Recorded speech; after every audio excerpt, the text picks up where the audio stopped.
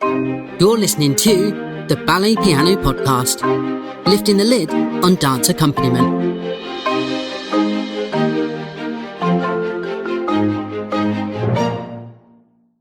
Hello listeners and welcome to this episode of the Ballet Piano Podcast. My name is Chris Hobson and joining me as always is Matt Gregory. Hello listeners. And this week we are honoured and delighted to have with us in conversation Mr. Gavin Sutherland. Woo! Gentlemen, good afternoon and hello listeners. How are you, sir? I'm good. I'm currently in the middle of conducting Giselle at English National Ballet at the Coliseum. And today apparently is Blue Monday, according to all the news and statistics and things. So my thought about this is kind of two heroes of mine I'm speaking to of the current trend because you two have to make Blue Monday the most un-Blue Monday possible for everybody, and you're both able to just do it. I'm trying my best, but I feel a lot of pressure now. Yeah, slightly. No, I've got these raffle tickets here if you'd like to buy. No, that's for later. Right, so for those of you who don't know, Gavin's been around for 32 years in this business. Whoa. Man and boy. This was Fields, I think. I feel like a stalker having read some of your stuff in the last week. So you joined the dance profession in 1992, didn't Correct. you? I as did indeed. Company and staff pianist at what was then known as Northern Ballet Theatre. That's right, indeed. Straight from Huddersfield. Well, I was still at Huddersfield. You were still at, I was in my second year at Huddersfield. Right, come on. How did you end up at Northern Ballet whilst you were studying in Huddersfield? So let's backtrack a little bit before university. I started playing the piano self-taught when I was 3. And I loved busking. I played by ear. I learned to read music before I learned to read words. Weirdo that I was. And I started playing the piano, and my mother turned to my father and said, "Oh, hell, Bill, we've bred one of those." But I loved it. And I went through amateur operatic societies and choirs in the area. And I knew I wanted to be a musician, but it wasn't an area that bred professional musical talent. It bred music teachers or in the Northeast. Absolutely. Yeah. But fortune favours the brave. When I was 13, I was asked to go along and play for the Marion Lewis School of Dance in Berkeley, famous for a factory that made bullets, a factory that made Caterpillar tractors, and the biggest set of points on the East Coast Main Line, and a dancing school. And my audition was to play the demi-plie exercise from grade 1 RAD, and I managed to get through it. It was a nice little waltz in E major, which was so dead easy to sight read. And I turned around and Mrs. Lewis said, "You're in." And I played for 5 years. I did all the exam syllabi, the real old ones, Franz Lindhorst, Graham Dixon Place, all those, Jeffrey Howard, Anne Hogben, all those people. And I played for some of the majors and for the dance character exams, all the rest of those things, and then just parked it and went to university thinking, okay, that might serve me. I'll put it in a box and know that it's there if I need it. And did you do music at university? I did, at Huddersfield. Yeah. I did music. I went in as a trombone player, first study, pianist, second study, because I had nothing on paper to say I was a pianist. Yeah. But I'd been playing the trombone, and I gave that up when I was 19 because I was dreadful. I made us sound like a hippo in labour, but that's for another time. That's for the trombonist podcast, I think. But you can watch that on the AMB at home. You can. Orchestra, can't you? Your one trombone experience. No, I think my one trombone experience, but also, Chris, it shows off my unique video editing skills. It was good.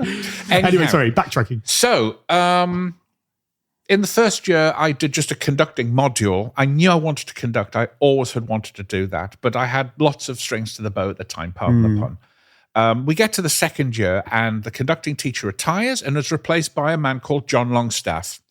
And John Longstaff had just got a job as associate conductor at Northern Ballet Theatre. And we got on like a house on fire from day one. And he said, they're always looking for pianists. Can I put your name on the list? And I said, oh, yes, I'd be delighted. Can you play class?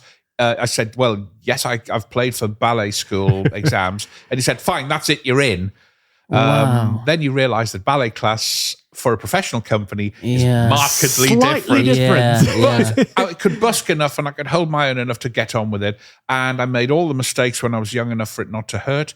The second week I was there, Francis Rainey, who was the then music director, almost gave me a sort of audition, which was Act 1 of their then production of Don Quixote, which I had to sight read. And he conducted it very clearly, which was helpful for me.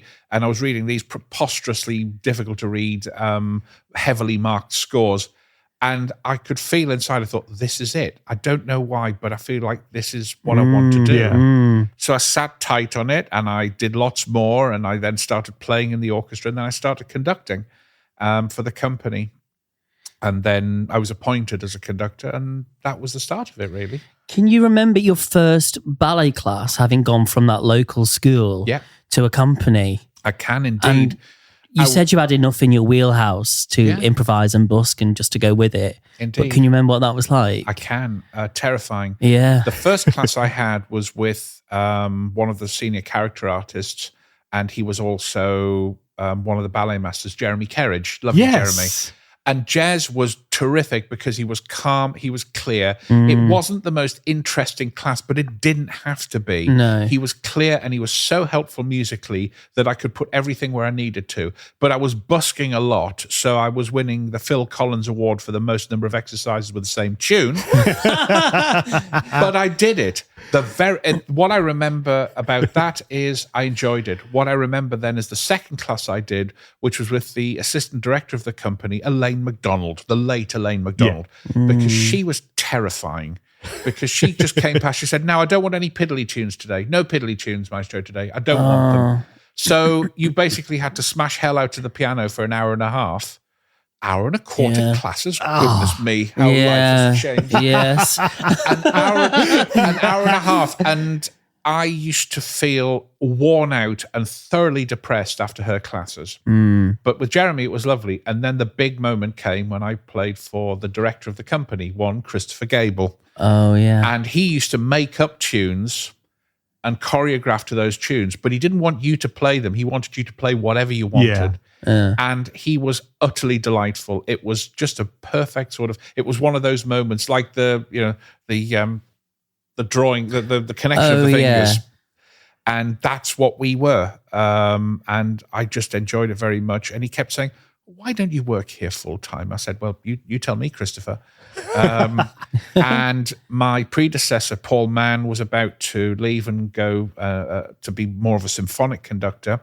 And so they didn't even advertise the job. I just became assistant conductor, which was then retitled resident conductor. And that was it. That was the start of it. And I thought I was going to be there forever.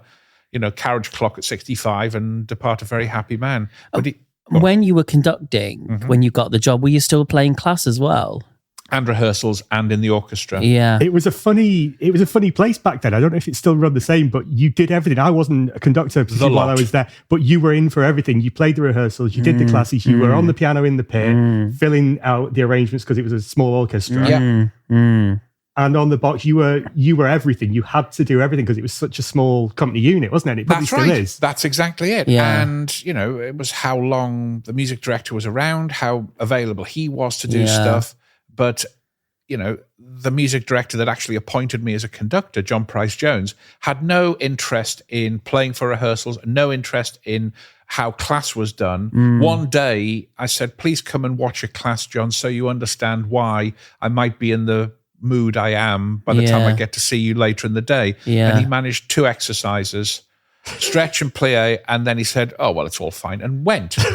And I thought, okay, no, you have to sit here for an hour and a half. I have to sit here for an hour and a half. You do too. And he didn't. He went because he didn't want to know. It was of no interest to him. And I played class for a long time. I mean, I stopped playing class pretty much for good around about 2007, 2008. Really? Yeah. When I moved into the music director job at English National Ballet. Right. Because I used to play at Northern. And then when I left Northern, I went to London to find out eventually that the streets were not paved with gold. They weren't paved with anything, actually. They were paved with potholes.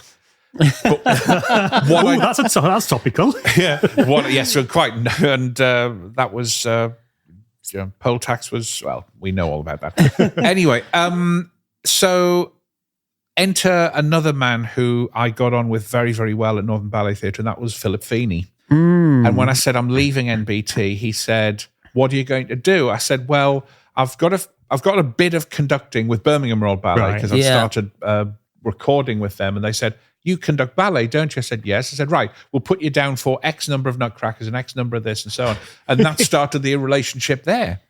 So, but then they said, you play class as well, don't you? It's like, yes.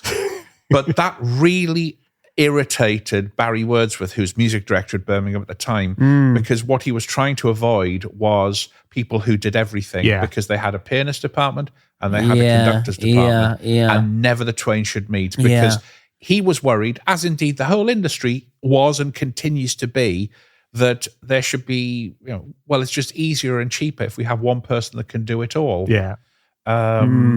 And so that was the difficulty. But, I played for classes and I really enjoyed it. And I would conduct the shows. Would never play in the pit at Birmingham, apart from once, which I'll probably get to at some point in this Eisteddfod. How many years were you at Northern then? I was at Northern as a regular, almost permanent freelancer from 1992. I was appointed assistant resident conductor in 95 and I left in 98, but I continued to guest until 2000. Okay. So it was about 8 years in total, the arc of it. And then obviously you crossed over with David Nixon as well. Well, I never worked with David. Oh, right. I think I worked mainly with Christopher and with Michael Pink. Yeah. And then I think I was in for a tiny little moment with Stefano Giannetti, but I didn't see anybody else. I didn't work with David. But what was Feeney there at that point? Because he said to you, "Oh, do this, do these nutcrackers, do these." Well, did he get you doing more conducting? That wasn't Feeney. That was Feeney. When I left Northern Ballet Theatre, I was going to London, and he said, "Well, you've got to find some work to do. Come and play at Central. Oh, I see. And I'll put your name around that you're coming, and I'll get your reputation out." So, right, got you. But I was only doing some conducting, which I'd been asked to do by Birmingham Royal Ballet. Yeah. And I thought, well, that's not going to last me, living in London for the first time. So I knew I had to do something else. So as well as playing for ballet classes, I used to play in the hotels in the evening. Oh. So I used to do the rounds of the hotels, the Basel, the Grosvenor House. I used to do the Meridian and Piccadilly and, where else? Oh, the Ritz. I occasionally played at the Ritz. Well, that's that little place up in Green Park. Yes, it is. Too many lights. But, that was I just filled my days because I was still young and I was still excited, but I knew I didn't want to be tied to a piano because, there are good people like you two in amongst all this and all the great pianists in London. And when I entered into that circle, and I was playing the Place in the morning, Central in the afternoon, and sometimes I would go to Erdang and play the, the beginners or the amateur class in the evening. Yeah. And then the hotels as well. Yeah. And then a bit of conducting. It was a massive diet of work. And actually I thought, is this what I'm going to be stuck in for the rest of my life? So on the same sort of conveyor belt going around and around and around. Yeah. When you're young, you just say yes to those things, don't you? You do. While you can, sort of thing. But or while you're finding what you want to do. I still do now. You've no room to talk, Matt. You work 7 days a week. This is the thing. 25 hours a day, I might add. You are about 360 days a year. I love it. We do it because we love it, gentlemen. I think I've got the best job in the world. I say it beats working for a living. I've always said that. We get to work with these fine artists, Precisely with other musicians, and we share all our ideas. And but we inspire one another. I mean, Yeah. I listen around the door to you two playing, and I think, it just reminds me. I was never as good as you two, but I knew what I knew what I was capable of. But listening to how it's evolved, and it's evolved into your regime now, and how you do it, and dancers love that, and I think it's important for the future as well that there's live music to dance to every morning. Yeah. Yes, but in the same respect, with you as a conductor, the dancers just relax when you're on the box, and then we look at you commanding that orchestra. And, you know the craft inside out. Yeah. But you also know why that is because I started by playing for class and rehearsals. Yeah. I served my dues. And nowadays, my worry is there's an awful lot of people trying to short circuit that process. Yes. Yeah. And all they want to do is stand in front of the orchestra and enjoy that. It's like, no, you have to know why that is the way it is. Yeah. And as music director, your previous Buck stops there. associates, Yeah, exactly. who like to be in the studio, and I mean, some of them didn't like to want to learn to play for class or watch a ballet class. But we had this or- conversation, in the not too distant past, didn't we? That I claim, I don't know if you'll agree with me on this, Gavin, that if you can play and understand a ballet class, you can play a full score of a show on the piano relatively well. Correct. You might not be perfect because every day is going to be different, as we know. Yeah. But you could be 99% of the way there because you understand the musicality and the mechanics of ballet class. And if you don't understand that, you are never going to be completely and fully in tune, either as a company pianist or as a conductor for ballet. And when I go abroad and go to opera houses where they have, the opera is king and the orchestra are king, and then there's the ballet, and the orchestra treat the ballet like second-class music and second-class events, despite the fact it periodically outsells the opera and the orchestra by a country mile, then, you have to sort of balance a lot more diplomatic balls on the shoulders and one or two chips as well, just to try and get through making music. Because as you said, Matt, the whole idea of being around fine artists, that's the whole reason I wanted to get into professional music in the first place. Yeah. And the chap to blame is a man called Val Dunican. Now, I never met him.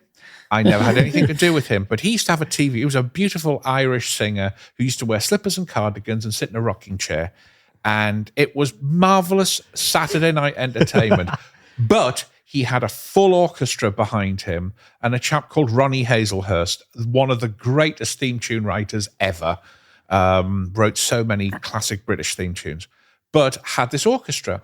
And I thought, I want to do that. It was nothing to do with power. It was to do with being around musicians, doing that sort of thing.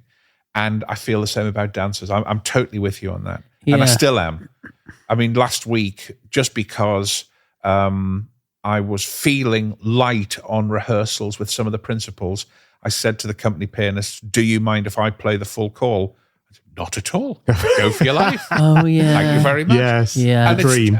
And for me, that's part and parcel. You have to be able to do that. You have to be able to connect. And that starts with class. Yeah. Jonathan always says class is where you get to know dancers more so than rehearsals. Absolutely. Because in class it's free work. Yeah. It's them not doing repertoire. It's what they're going to do with the steps. The only thing and you do see in the rehearsal, personalities, don't you? The only thing you do in rehearsal is you hone how you read a dancer's body. And, I'd like to think that all of the members of the companies I've worked with, I've studied their physique. I don't mean like that. Then you start reading, who jumps more, who turns more, down to simple, basic practicalities like that. But for me, still, I love the idea of being able to play a score and accompany dancers. Because in my mind, it connects with the fingers, it connects with the mentality and the physicality of how I accompany them. And then that gets stored almost like a card index. It's like, oh, Arina Takahashi is going to be on tonight. I know what I need to do for her for these pieces. And even if I haven't been into 1,001 rehearsals with her, I know the basics of what I'm going to need. But then I spend all evening watching her. If I've done my job right, I shouldn't be looking at the score and occasional eye contact with the orchestra, which brings me to a little anecdote, which I say a lot. So the company were in Bogota. And Which company? ENB. Okay. We were in Bogota. For the listeners. Yes, indeed. For the police, for the benefit of the tape. Yes. I was in Bogota with the company, and of course, we were there for an extra week because of the altitude, and they had to get used to that. So there were oxygen bottles in the wings because Swan Lake was a hard piece to do. It was very physical for a lot of the core dancers. So they had to have that. And there was also this stuff called coca tea, which is very good for you as well in many ways. Couldn't bring it home though. Now, during the rehearsal period, which was with the National Orchestra of Columbia, so Symphony Orchestra, they sent their Classic FM reporter who could speak English to interview me for a local paper ahead of the show. And he said, so Maestro, you come to an unfamiliar orchestra that isn't used to playing for ballet, what do you say? Do you have a specific thing to say? And I say, yes, it's very simple. I always say the same thing. If I'm not looking at you, if I'm not constantly eye contacting you, it's not because I'm shy. It's not because I'm arrogant. It's not because I'm scared. It's because in my mind, I'm watching the stage. So I know what I'm accompanying and I see it in my mind's eye. So you get my body language, the stage gets my eyes. So my eyes are on the stage, my body language is for you. And he went away and wrote, the maestro says, when he gets with an orchestra for the first time, the first thing he says is, my eyes are on the stage, my body is yours. And I got a text message from a friend of mine who'd read the article and said, you bitch, you said your body was mine. I think that should be a direct quote on your website. Now I was going to have T-shirts printed with that, keep calm, my body is yours. Oh. But this world we live in is completely full of innuendo, isn't it, as well? Yeah. It is, and I'm always happy to give you one. It's very generous, thank you. Is that just experience of being a conductor where you say, okay, I know this ballerina's on tonight, I know what they need? Yeah. I mean, that's what I felt last week in the rehearsals. And how quickly does that happen? You never stop learning. You never stop learning. And the more you work with certain dancers, you learn them even more. Absolutely. And there are some who always try to throw you a googly before a show. Yeah. There have been, how long have you gone? There have been dancers who have asked me to look after them as I go down to the pit, which means I'm going to be pressing my foot into the rostrum all night, absolutely hell-bent on catching every single thing they need. Yeah. But of course, the new generation are told, don't help dancers. Just play the music and let them dance to you. And I've always been of the mind that it is, in fact, neither one nor the other. No. It's 50-50. It's a symbiotic relationship. Yeah. There's no point in us being collaboration. there without them in the same. And that starts from class in the morning. If dancers don't listen to the music when they're dancing for class, for which they have to be inspired, which is what you do, if they don't get that in the morning, you won't get it in the evening. Wow, that's created a rather large, long girth. That's deep, and it's something just fell over. That is deep, but it's so true. That's what it is from start to finish. The dancer's day and the musician's day should run together. There shouldn't be a gap. It shouldn't be like railway lines. There shouldn't be a gap between them. They should run together. Because, we have to get out of bed and we have to find a way of getting into this music without it sounding bored or tired or dull. Yeah. For us as well. Because when you're on your 97th Nutcracker exactly. of a season or whatever, it's... And, it's interesting. At a company like English National Ballet, which has played Nutcracker every year since 1950, you find something new in it every time because you have to. Yeah.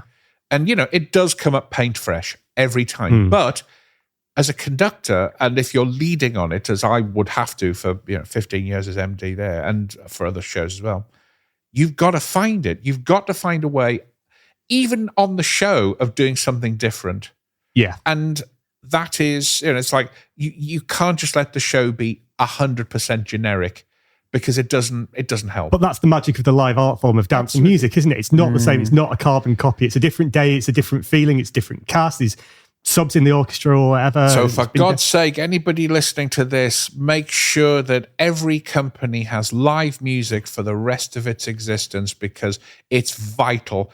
Dancing to recordings is inappropriate.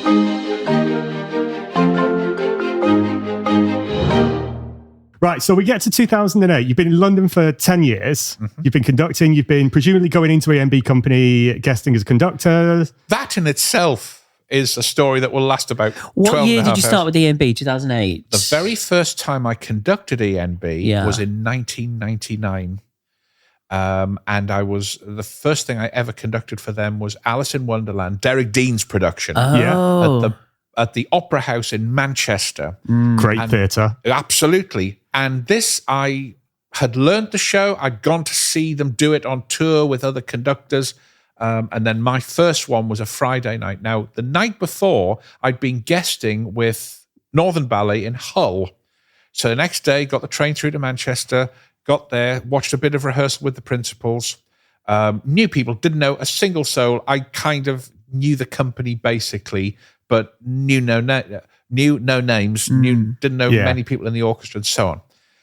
So I went on that night and did the show. Now, in the second half, the Queen of Hearts plays croquet, and the ball is meant to be a hedgehog, and the White Rabbit always lets the hedgehog, lets the Queen win by rolling the ball where it needs to be around the stage. And then she does a big solo at the end, which is the off with his head solo and all this. However, at the end of the croquet match, she's meant to tap the ball coming front and center downstage, which the White Rabbit rolls, and then he sits cross-legged at the front of the stage, stroking the hedgehog, goes, and that's the cue for the next music.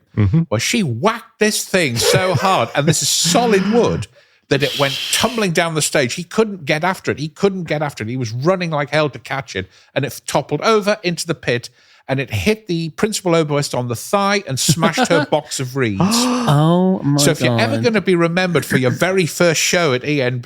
Wow. And at the end of the show, I said to the oboist, "Are you okay? I mean, I'm sorry about your reed." She said, "I wouldn't worry, love. It'll probably have improved the sound." And I thought, this is a different style to what I'd grown up with Northern Ballet Theatre, you know. And so I was ready for it. And, you know, you did some, you know, you learned and you got your notes and you acted on them.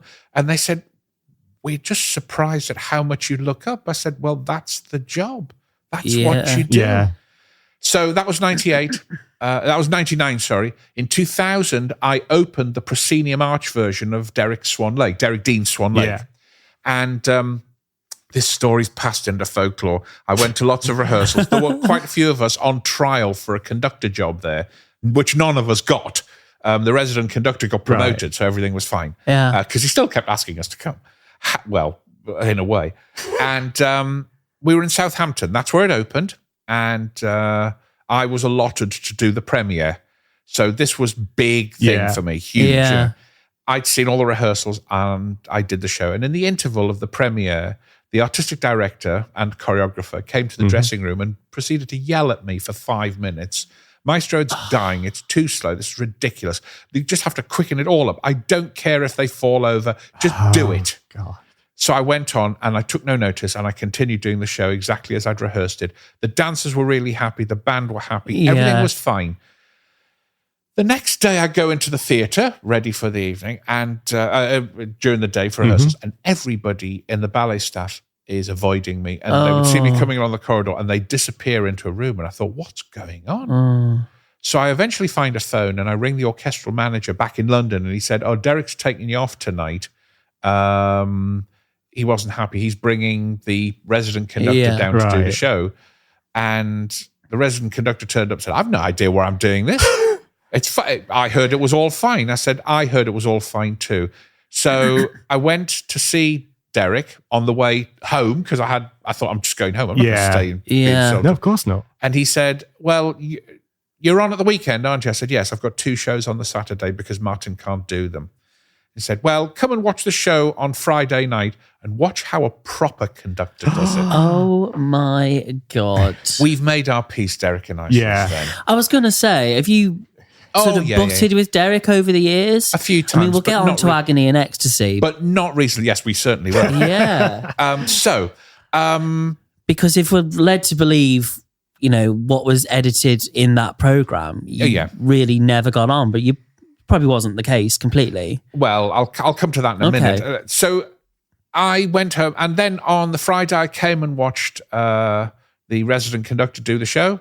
I heard nothing different to what I'd been doing. And the next day I did 2 shows precisely as I'd done the premiere. And Derek walked past me and went, "Much better, Maestro." And I thought, okay, I'm not going to fall for this anymore. Yeah. And everything was fine. I did a few shows, but that was all. And then the next time I came back was when Wayne Eagling arrived as artistic director in 2005, I think it was. And I was at the bottom of the bottom of the bottom of the bottom of the list of conductors to find for Nutcracker, but they literally didn't have anybody. So I was brought in.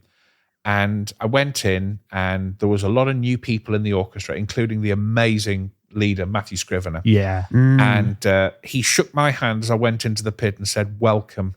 And that was the first time I'd ever felt welcomed at that company properly. Yeah. And I thought, okay, things are changing now. Yeah. And that was it. That was the start of my main connection with the company. Yeah. So I was there a lot. And then Martin West went off to San Francisco Ballet to be music director there, where he still is. God bless him if you're listening, Martin. And they asked me if I'd like to be music director. And I said, yes, I would. And 2008, that's when I took the job. Wow. And I did it. I relinquished my post in December 22, and they asked me if I would please remain as principal guest conductor, and I said I'd be delighted to. Was that like a dream come true to get that job? Yes. Everything you probably always ever wanted to work in ballet and music and bring them both together. Indeed. And, also to have some responsibility about it as well. And some decision making and some creative license and... Creative license? Within reason. The duck principle, Matt. It's serene on the top and the feet are going like the clappers underneath the water. Well, that was the admin, and then the conducting was on the top. Yeah. But, I found my way. I learned. I picked up very quickly, and I enjoyed it, and I still do. I've never lost the love, and also every time I go in to do a show, which now go into the thousands of shows I've done over the years, I always have this moment. I'm quite a talkative person, as you might have noticed. The listeners are loving it. It's good for podcasting. Yes. I don't know. I hope you've got enough bandwidth to store this when we finally get it. What I was going to say was, I'll always go around to all the dancers I see before we start and say, anything you want, any requests, or just simply to wish them good luck, because, you can forget that these people are sensitive too, and they want to know they're going to be supported, and they want to know that they can trust you and you can trust them. Yeah. And that for me is vital. Yeah. You don't just go around saying, I'm going to do it like this, which I've seen conductors say, well, just this is how the music goes. It's like, no, it's not. If you think that's how the music goes, or that's how it should go, and it's being used for ballet, then clearly you're not the right person to be accompanying this production. Absolutely, or any production for that. Indeed. If you think it's how it was on the CD, then you don't realise that it was written as theatre music and therefore has to be live and live. Yeah. But there we are. So I kibitz a lot, I chat to people, and then I go down to the pit, and for about 10 seconds I say nothing, because I get this feeling like I need a pee. And this harks back to my first ever gig, aged 5, at infant school at Christmas. It was the Nativity, and I was due to be singing in the choir, but Raymond Yates got the mumps.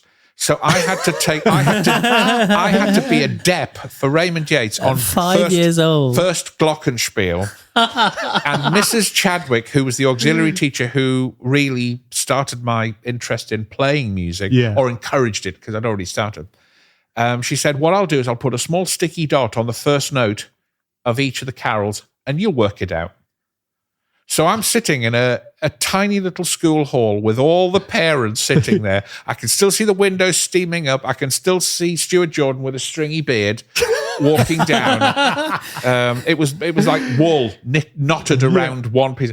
I mean, that was the gentle nature of nativities and little infant schools in mining villages in those days. I make it sound like it's the 1830s. It really wasn't that long. And I had this feeling like I wanted to pee, just momentarily. Yeah. And then it went. The moment I started playing, everything was fine. Yeah. I'm not going to say whether it was good, bad. I remember nothing more about it other than that environment and that moment, because I carry that moment with me everywhere I've been since. And, it's good to be nervous before a show. You mustn't get complacent. It shows that you care. It shows Yeah. It's not a bad thing to be nervous. If you can't control your nerves, then that's another matter. But that's another matter. You've got to have something there. Some people are like the fizz, or there's something there. It's the excitement, the adrenaline. It's all coming together. And when you go to do a show that you know and you've done for years and you enjoy it and it's always fun, like, for example, I remember probably one of the more recent revivals of Le Corsaire that ENB did. Yeah. And I'd worked on the score and I conducted the premiere, and it was... it was one that was a slow burner in terms of audiences, but then when they knew they were going to see top class classical ballet by really fine artists with a kind of pantomime story and some rum-ti-tum music by the yard, but it's interesting and fun to do. And you seize that baton, you give a massive upbeat, and just know that it's going to be great fun. I have to say, in certain respects, it's still the same with Giselle, the classical Giselle, although Giselle was my bête noire for about 10 years because it's one of these ballets that haunts you like a bad smell if you don't just go in and do it. If you're frightened. And I mean, that's the thing. A novice ballet conductor will go in and conduct a 2.5-hour rallentando because they're watching, but who's waiting for who? Exactly. You're watching your accompanying, but you also have to lead. Exactly. Yeah. Which is the 50-50 thing, which is the symbiotic thing. Yeah. Definitely. Which comes from the morning. Yeah. See, it's all linked. It's almost like we planned it. It's you. It's both of you that does it. And I turn up and it's like, oh, I'm so tired. I went, what did they do this morning? The thing is as well, you're conducting these ballets and the dancers might know what they want and need, but nobody knows the music better than you. Oh, they think they do. And sometimes. so they just have to trust that, okay, you might not be able to slow up as much as they would like, but because there's a musical reason or there's, it. It's like us playing for class. Yeah. Teachers and dancers think, well, I want music like this, or I want this rhythm or that style of music. Like, we've been doing it 20 years. The best choice. We know sometimes better than you what is correct for that exercise. At Northern Ballet Theatre, just trust us. I was once asked to do a fondue in 5. 1, 2, 3, 4, 5. 1, 2, 3, 4. 5. Brilliant.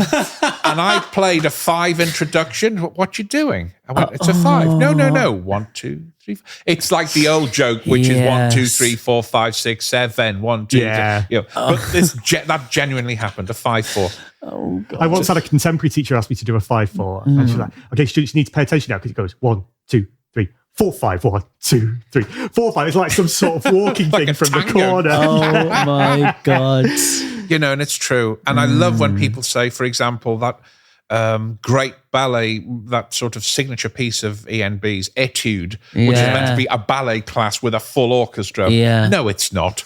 If ballet class was like that, I think we'd all have far more fun, or be far more terror, depending on which side of how much you like Cherney. Many years ago, maybe. Yes. No, never. Actually, no, it got a lot more fun to play when I got older. Yes. Well, Etudes is one of these pieces that, again, it's another bad smell that follows you around. Yeah. But when you start stacking up the amount of productions of things, the very first piece I conducted was Romeo and Juliet. So... Was that up at Northern? It was. So Gable's version. And it's coming back, which I am so excited about. Yeah. I didn't know they were bringing the Gable one back. They are.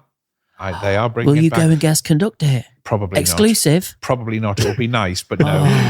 I mean, at the minute, it's just... I think it's important that is brought back as part of the company's heritage. Yeah. Because it was a signature. It was a big turning point because it made a local company have a real serious national identity. And then Christmas Carol came along and did the same. Love Christmas Carol. Me too. My favourite Christmas ballet, even over Nutcracker, and that's controversial because it's fun and it's funny and it's got good drama in it. It's a great story. And Carl Davis, God rest his soul, who did a lot for ballet behind the scenes in the scores he wrote, just knew how to make the thing sing and how to make it work all together. And that piece was brilliant because it was orchestrated for that orchestra. Precisely. It wasn't a reduction. It wasn't. It was chamber music for the orchestra. Exactly.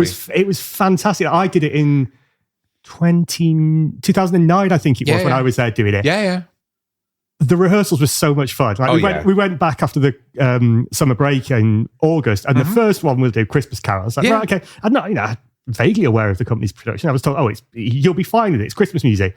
Starts off, do, do, do, do, dun, dun, dun, dun, dun, dun, dun, dun, dun. Exactly. I mean, but with a typical Carl Davis twist, not all is as it may seem. No. But it's still fun, and it's the right length. And it's almost like pantomime ballet, if you like. It's a good, entertaining romp. And it was good quality, or it is good quality. Absolutely. And long may it be, in Northern Ballet's repertoire or any company's repertoire, because it's just such a great work and it's so English. I mean, that's the main thing. I mean, the most fun, the piano from hell in the third act. He called it the piano from hell, and a succession of pianists, company pianists, have beaten that electric piano to death. I was one of them. Yes. And the piano that we used to have was a Korg electric piano that was fighting for its life. And the keybed was such that it would just start randomly spitting notes. When you weren't playing it, presumably the contact, and it would just go, bop, and you just have that. Apologies on the mic if anybody's listening on headphones on the tube. I'm sorry that was loud. But it would just pop. It would make a really loud sound in the middle of a show. And of course, then it's like, well, we should get a new keyboard. It's like, yes, please. And they got a Clavinova, which was, they said, oh, well, don't worry. This is the kind of electric piano that could basically fall down a flight of stairs and it would still play. So unfortunately, on a get out one night, they tried to prove this. But I love the touring thing as well. That was one of the major things you learned with a touring company is what the family atmosphere of a company is like. 100%. And you two must feel this as well. Yeah. I mean, with Northern, I think you were touring more when you were there than when I was 26 weeks a year. Because we were down to sort of 22, 24 weeks then. So it's like, but you were on the road for 6-8 weeks at a time. That's sometimes. Right. And when you started at EMB, they did more touring. A bit, Back then. But they used to do 2 weeks in Southampton, for example. Yeah. So they'd do 2 productions, or they'd sometimes spread 3 over 2 weeks. Yeah. So more touring, and they used to still do mid-scale tours. Yeah. But of course, the sad fact is, it does cost money to do that. But, ENB, God bless them, and all touring companies are working valiantly with the money they have to keep the touring model alive, because you should take ballet and you should take dance everywhere you can. And long may that continue. I hope it does. Yeah.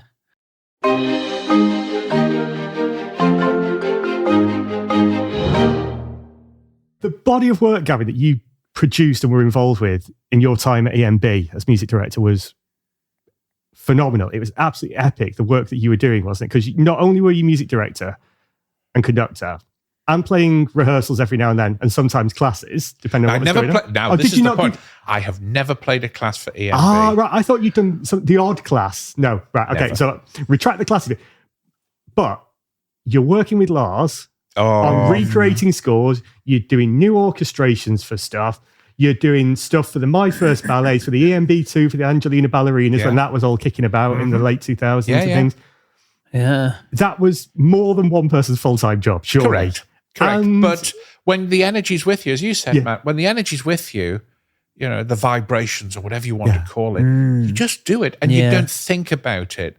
Then as I got older, I realized that actually the creative part of that pattern was getting swamped by the admin, which it had to in a sense, but did it really have to get swamped so much that I felt that I was my artistic side was suffering. Yeah. And that was the problem. That was the thing I couldn't find any closure with. So I thought, I've got to go out and see if I can still do this, because I also got the feeling that my conducting was becoming tired and I wasn't giving the dancers and the orchestra, notice the order there, I wasn't giving them the energy that I had been. And, whilst dancers are always lovely and orchestra members are also lovely and say, is Gavin all right? Because they care. Yeah. Because they know I care as well. Yeah. But what can you say to that? No, I'm fine. When I really am totally 100% not fine. Yeah. So did you feel a little sort of burnt out towards the end of your... Oh, a little bit. That's like calling the Ark Royal a boat.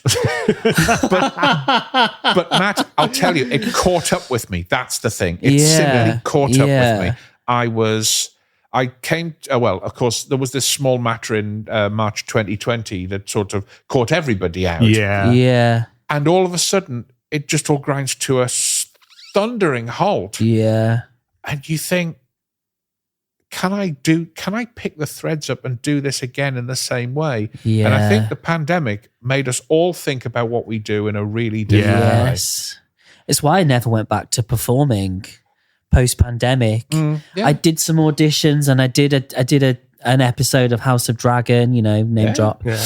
But then I never could pick the threads up, as you say, and get back to what was pre-pandemic. Indeed. And actually the pandemic, didn't go back to performing, nor did I. I used to play the occasional concert, or I would do the occasional sort of evening soiree type thing for the company or otherwise. And I was a guest of one concert sort of musical evening at somebody's house in central London. And that night I got to the end of it and it was fine. And I went out of the door and I stood there. And was like, oh, it's very nice. Well done. I thought, thank you. And I actually thought, that's it. This is my Beatles at Candlestick Park. I'm not going to do this again because I don't enjoy it. Yeah. Whereas I quite happily sit and play a full run of a ballet in a studio with dancers. Yeah. I'll happily do that because I'm not being judged by an audience. But there are far better people than me to perform. And, I've done that now. And slowly but surely, I I'm now molding. Sounds terrible, but it's true. I'm now molding the next phase of my life. Yeah. And focusing on different things and different objectives. And that's something I never thought I would have to do or want to do, but it's kind of, I've thrust it upon myself. And, as I'm now 51, I didn't think I would still be doing as much as I am now. And I'm very grateful that I am. And it makes me get up in the morning to relish being a musician. And I had to go through hell of thinking, is it ever going to happen again? Am I actually going to are people taking over me now? Am I now going to be pushed quietly into a siding? And I thought, no, damn you, I'm not going to let that happen. No, because you've got more experience and that really counts for something. But nowadays, the thing that a lot of burgeoning conductors go, ooh, this is controversial, is outrageous dollops of self-confidence. Yeah. In short-circuiting the skill and the experience. They're never wrong and everything they do is perfect. Right. But it's not. No. You know that they're living with their own neuroses. But somehow those of us who've been on the circuit for a long time either are asked to help or asked to support or we're not needed. And it's interesting. I'd happily give any support because I had some when I first started. Yeah. From people like John Longstaff, John Price Jones, Christopher Gable, significant Jeremy Kerridge, significant people. And then right through the gamut of all the Birmingham Royal Ballet people, Desmond Kelly, Marion Tate, Michael O'Hare, and the conductors, Barry and Paul Murphy, Phil Ellis. But I'm still the kid from Perkinsville, the little mining village near Chester Street. I'm just very happy that my life path, my journey has taken the course it has because it's unusual. It's not an easy ride. And I've now got a lot of experience that I can share and work with others on. Yeah. It just saddens me that some people have decided that they don't need it.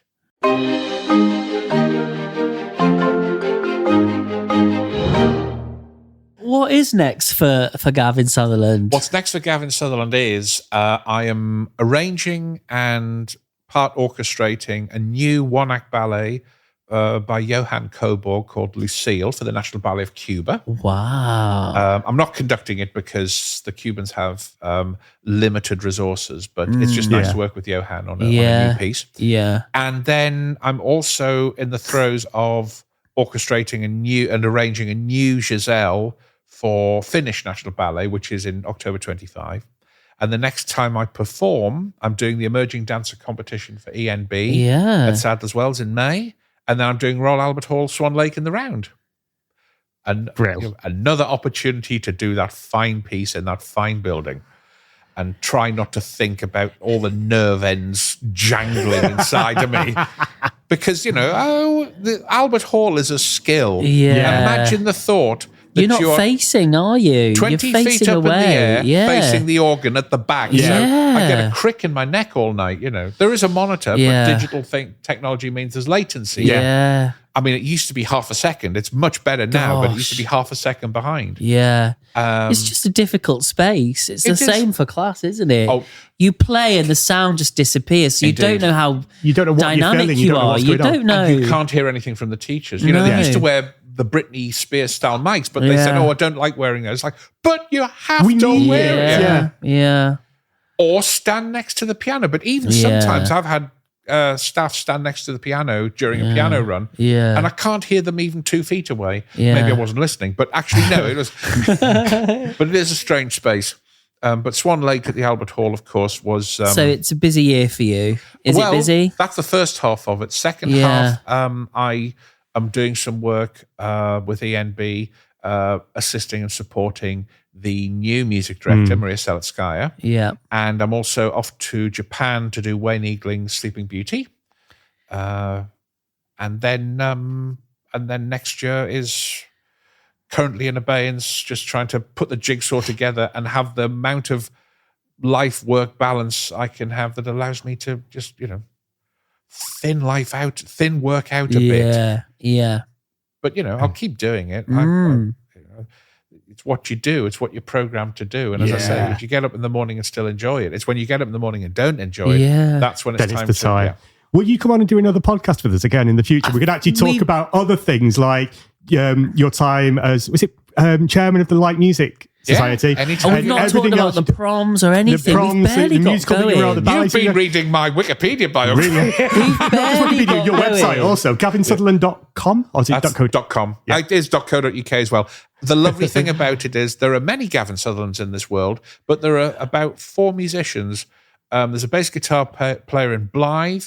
There's an American choral director. There's the great Gavin Sutherland, the man that wrote Sailing for Rod Stewart. Yeah. Oh my. We are sailing. Yeah, indeed. And on Instagram, you are at Gavin Sutherland Official. That's the one. Listeners, no get following. And also, I'm on Threads and I'm on Blue Sky as well.